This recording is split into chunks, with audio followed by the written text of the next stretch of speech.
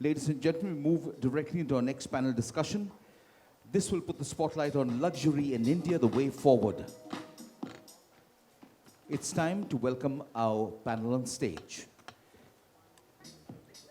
She is Chief Operating Officer of the Phoenix Mills Limited. Please welcome Rashmi Sen. And our moderator for the session is Director Strategy, PwC. Please welcome Aditya Malik.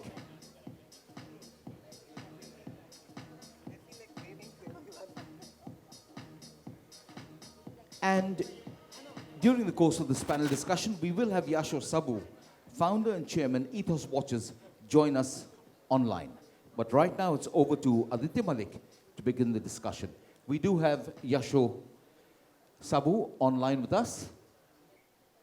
So I think we can start. Welcome everyone to this panel discussion on the luxury space in India and how that's changing. You've seen we have some stalwarts from the industry with us today. So without much ado, let's jump into it. We're going to kick off the discussion today by talking about the person who is at the heart of the business, which is the consumer. And I think the first thing we wanted to hear from our esteemed panelists was how are they seeing the evolution of the new consumer in India, right? Especially as we see millennial consumers increasingly becoming the predominant segment for even for luxury. How does that change the business and how you need to do business? Maybe I can start, sir, with you. Yasho, maybe you could start and talk about your experience. Thanks, and hello everybody. Glad to be on this panel. So you're absolutely right. I mean, there is a very significant change in the profile of consumers and for luxury and even high luxury. So we're seeing one of the most important changes that has happened in our business of luxury and premium watches over the last 5 years is that the price points have moved up.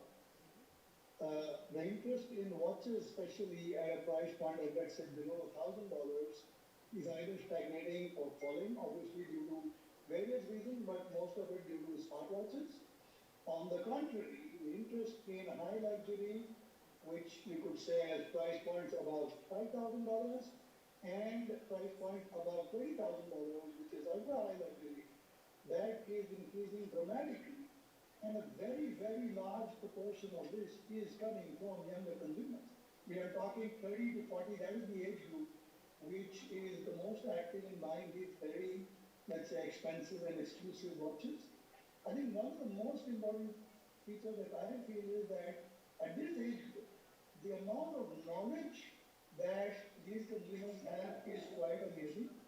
And they are therefore willing to go beyond what was, let's say, the standard brands, the few well-recognized brands, to brands that are new brands which are breaking new ground technically, emotionally across the world, and following global trends. Very true. So very knowledgeable and very experimental. That's very interesting. I think it's a great forebear for luxury in India if younger consumers of that age group are researching and getting into much more niche or high-end brands. And Bhavisha, you would be the perfect person to throw more light on it, given that the brands you are bringing to market. What have your observations been on that? Thanks. I remember we were having this conversation earlier, and something that's changed from our generation to the millennials is that we thought that it was a rite of passage into luxury, but what I've seen with the millennials is that luxury does not intimidate them at all. It's almost a birthright, for them to walk into an LV boutique or a Gucci or even a Tiffany store, right? The store is large, it's massive, the facade is huge. I mean, it would intimidate me, but they just walk in like it's nothing at all, like they're walking into like a Burger King, right? And they know exactly what they want, and they're incredibly unforgiving.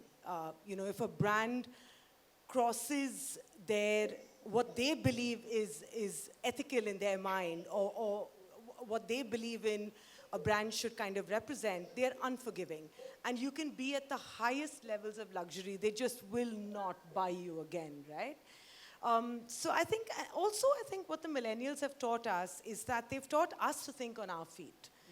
If you take Tiffany, which is, has been around for almost 200 years, Yep. and if you see the new Tiffany campaigns, the fact that they've got Beyonce and Jay-Z as their new brand ambassadors, the fact that they, made a really bold statement saying, not your mother's Tiffany, right? And it was a very radical comment to make, but it's because all of us are trying to woo this new millennial or Gen Z, right? They're coming into money early. They all have rich parents, and none of them want to do the Gadi, Bangla, all of that, right? For them, they don't care. They live in an Airbnb their entire life, but they want to spend on experiences. So great vacations, great malls, lovely theaters. So they spend on all of that, and I think it's interesting to see where they've kind of pushed us to be as brands and retailers. So that's actually very interesting. So what you're throwing up possibly is a challenge as well to luxury brands to reinvent themselves to meet the needs of millennials, but at the same time, the opportunity is tremendous, and we're seeing them entering. Rashmi, maybe switching gears and shifting to you for a moment. You have a tremendous amount of experience partnering with many luxury brands, seeing how their storefronts, how their operations formats have been evolving, and also how new brands are entering the space, right, as your partners and expanding. Would you like to tell us about what are some of the trends you're observing from your vantage point about how luxury is playing out in the mall space especially? Firstly, I'd like to congratulate both Yashoji and the RBL team.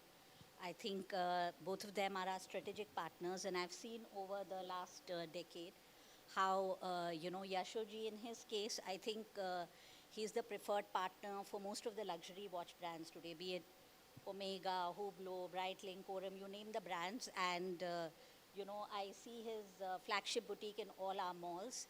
And I think there's a lot of effort that has gone in from their end, whether it is investing in the capex, in the stores that they are building, especially for luxury brands. What happens is when you're doing exclusive brand outlets, vis-a-vis doing multi-brand outlets, the capex is very high. But I see the brands don't shy, even the luxury watch brands have not shied away from that. And, so it's been, I wanted to take this opportunity to congratulate you, Yashoji. It's been quite a journey for you. For the last decade or so that we've been working together, it's been quite a journey, for you. And it gives us so much immense joy to see the stage where you are at today. So congratulations for that. And I wish I was there in Bombay. I would have given you a Jaffe right now. and moving to thank you. And moving to RBL, I think RBL has really pioneered this whole luxury space in India.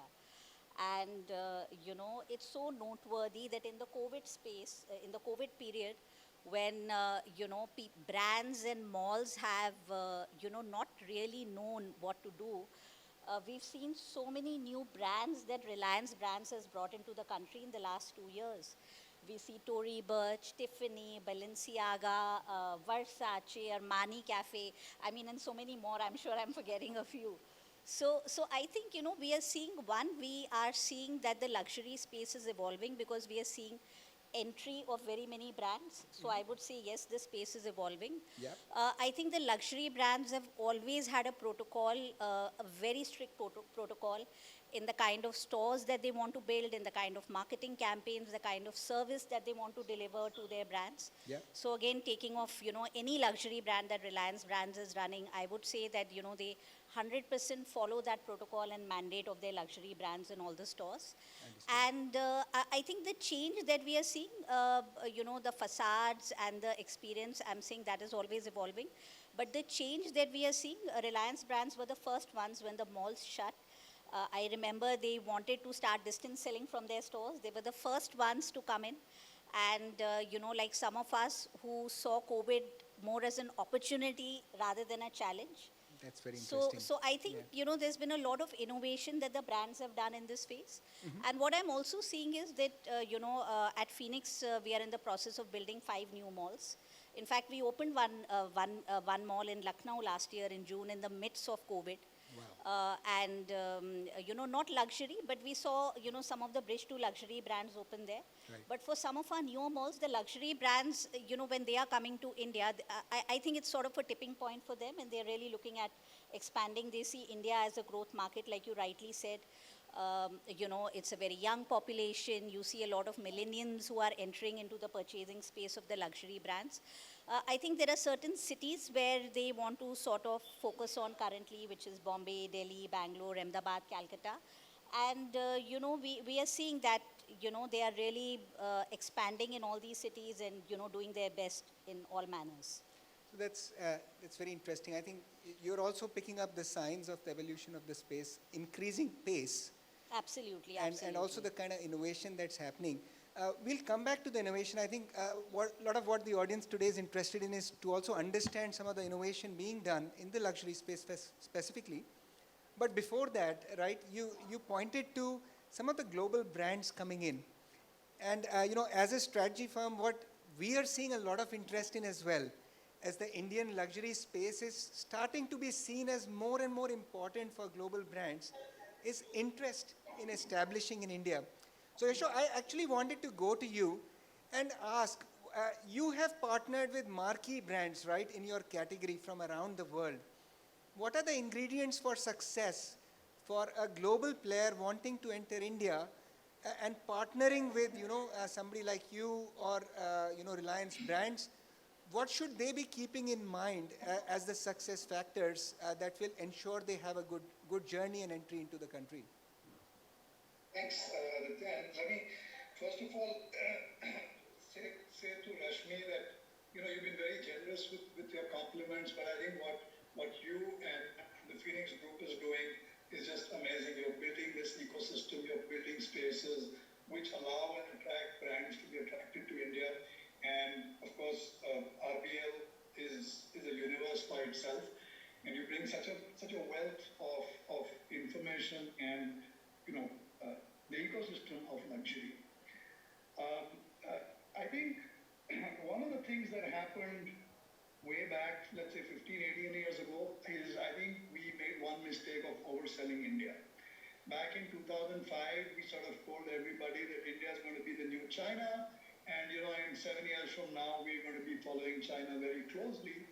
Of course, we sort of wanted to believe that story, and everybody in the West, all the luxury brands wanted to believe the story. So everybody, joined the bandwagon, and we know the rest was sort of history. India didn't follow the same trajectory of China. Most of the guys went away disappointed, unfortunately, without really learning the right lessons. And everybody said, well, India is not China. China mein dekhiye what all is happening in China, India is not really there. And that was one thing that happened. The other thing, I think, was that a lot of brands had a second bad experience, which was, with partners who were not, completely, let's say, they were frugal with the truth, let's say. Right. So, you overpromise, you tell everything is fine, and, there's all kinds of malpractices happening, and brands sort of lost trust. At least that's what we feel. And everybody said, well, India is a very difficult place to do business, not only because of the rules, regulations, and, we all know the regulatory headwinds that keep coming from time to time. So, but it's also that we don't know which partner to trust, and we don't know, there's not enough real estate, and there's all those things happening, right? Yeah. I think we've got now a new opportunity. This is like the Renaissance, it's the second birth happening, right? And I think everybody in most of the luxury brands have realized that the choice of a reliable partner is extremely critical. They know that India is not going to be China, but they also know that India is not a place you can miss out on. Right. Right? And therefore they say, okay, we need to be cognizant of what is India. They are loving the new luxury millennial Indian consumer because this consumer is speaking their language, right? They're playing the game, they're knowledgeable about, they're not just asking for discount, but they're asking for new products and are willing to pay for it. So I think these things are all playing into the thing. One challenge that we feel, which I think is across the board on most luxury products, is that there has been a change in the distribution strategy. There is a general non-availability of products. So non-availability of products is partly supply chain, partly I think many luxury brands are going into curtailing their points of sale, so creating more aspiration and so on. Right. And because of that, I think there's going to be a certain, let's say, that the growth in India will be tempered a bit for the next couple of years, 2 to 3 years. But I think it's not bad because this wild growth that was promised and didn't happen Right. sort of led people down a wrong track. So I think we're on steady. It's a good foundation building up. They are steadfast partners, and I mean there can be nobody better than the two fine ladies sitting on the panel there as solid partners. We try to do the same to offer Right. a real solid partnership and let people trust India. India is going to grow. Everybody will want to be here, but we don't want them to have a bad experience. I think that's the key point. Thank you, Yashu. I think you make some very foundational but important kind of principles, right? You're laying out for making sure we're selling the India story right and making sure we're doing it right to keep that trust of brands moving into the space. And speaking of trust, right, and giving a good experience, one of the things that, we always hear about and we are seeing is how brands need to go digital, manufacturers need to enable digital channels. Rashmi, you mentioned how Reliance Brands was one of the leaders in enabling some of that when COVID came about. And I think that does throw up a question about, especially for luxury, bespoke, white glove kind of brands, how do you translate that same kind of aspirational values and experience to the online world? And Bhavisha, maybe I'll ask you to opine upon this, since you have been successful to some extent in taking those kind of brands online. What do you think is really important for brands to look out for as they try to become more digital? Sure. So, what we've realized with, jewelry is a complicated category, right? And the Indian woman has kind of evolved in her purchase or her opinion of jewelry or how she wants to buy it. Earlier, jewelry was an investment. Nobody saw it as adornment, right? You'd buy it because, God forbid, you hit bad times. Gold is something that you could always kind of take back and that kind of thing. You cut to a brand like Tiffany that sells on MRP, right? There's no gold rate, there's no gold weight. That's one thing. It's expensive because you're not only buying a product, you're buying into the essence of a brand, right? So then you think that, all right, jewelry is a category that somebody needs to try on and see what it looks like. And it's incredible because the customer always tells you you're wrong. Yeah, she says, don't assume for me. Right. You give me my options and allow me to choose. And she seamlessly moves between the store, shopping online, doing a video call with the store, expecting the product to be delivered to her house. So for her, the channel or where she purchases is incidental, right? It's what is the service you can give me while I shop in your 3 different formats or 3 different channels of sale. Right. So Tiffany does store sales, so you can walk into the store and buy, and so does all of the other Reliance brands, right? So whether it's Versace or Tory Burch or Bottega, any Jimmy Choo, anything. So you can walk into a store and buy.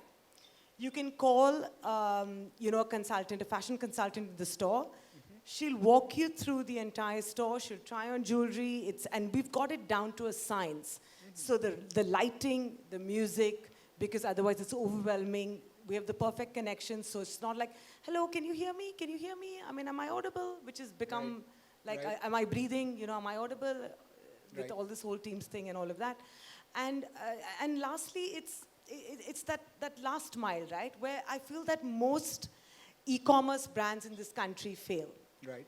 So right up until you put it in the cart, they're your best friend, then the experience is horrible. Right. So we've got that also. So we do a white glove service. So if you buy Tiffany, the way it's delivered to your residence, you don't have somebody call you and saying, Madam, ghar mein hai kya?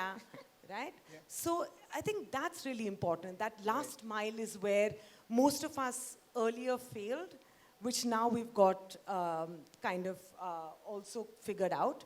But the customer is extremely comfortable shopping. As long as is what you see is what you get, Right. she's fairly comfortable shopping. So I feel that if you're not giving her all of these options, then you're not giving her a complete experience. So basically, giving them all the options and the assortment through digital means and channels is extremely important. But I think what you pointed out is the entire end-to-end experience needs to be orchestrated and controlled to a T and kind of live up to the brand aspiration. I think that's a fabulous insight. Yasho, what about you? What has your experience been? I know you have a very active online presence as well. How does that play off against the store? How do you synergize them, right? And what are the omni-channel kind of experiences that work the best for your customers? Well, as Bhavisha said, it has to be seamless. The customer today expects seamlessness. When he walks into a store, he expects that the store knows what he or she was talking to the watch consultant online, maybe 2 hours ago. Right. And vice versa. So that's the kind of seamless thing you've got to master. For us, as perhaps also for jewelry, 90% of people buying luxury watches, the research starts well before they actually get closer to a purchase stage. Right. And the research, 90% starts on the net. So when they call, and we've got a 60-man sort of call center, these are watch consultants, and most of them need to be very well trained. Right. Because what we've got to contend with is many a time the consumer actually knows a lot about the watch before they start to talk to our guys. So they've researched the watch, and then in a way it's a game going on because they're also testing the knowledge about our business, about that product, Right. with our call center guys, with our watch consultants, right? Right. So we've got to be extremely good over there. That experience has to be perfect. Right. Then they move into the store. That has to be, you follow up seamlessly. Right. And then, as was said, then you've got to do a home or an office delivery. Right. That needs to be perfected as well. Right. And right down to being able to set the links of the watch when the person is at home, thoughtful enough, obviously, to carry a gift. Maybe if you know from your database that it's for, it's a celebration of the family, then carry a gift for the family. If you know something else, maybe carry a couple of options for the partner, for the spouse. Very just interesting. To show. So you've got to use that opportunity in every which way. And it is an end-to-end seamless tying up. And one weak link Breaks the whole journey. Can jeopardize the entire chain. Excellent. I think we are coming up on time. It's been an amazing discussion about luxury and how it pertains to evolution of the consumer and the space. Rashmi, maybe as a final word, you have line of sight across a host of brands. So is there something around the likes of innovation in omni-channel journeys or customer service and CRM that you would like to call out as a closing note? Sure. I think, most of the brands in today's time are integrating the brick and mortar space with the online channel. And we see that across, we have close to 2,000 brands across all our malls. And we see this happening across, most of our malls, most of our stores. Having said that, I think India as a country, people like to go out as families to celebrate occasions, to celebrate festivals. Youngsters like to go out and socialize. And, we see these large malls building up as, large community spaces and destination centers, which will ultimately merge into the online space, Right. offering a emerging, experience and opportunity to purchase to the customers across all spectrums. Thank you, Rashmi. I think that puts a great capstone on the discussion around omni-channel. So thank you, Yasho. Thank you, Bhavisha and Rashmi. I think it's been a very enlightening discussion, and I'm sure a lot of the audience would want to reach out to you further to learn more from your experience, as will I. thank you very much.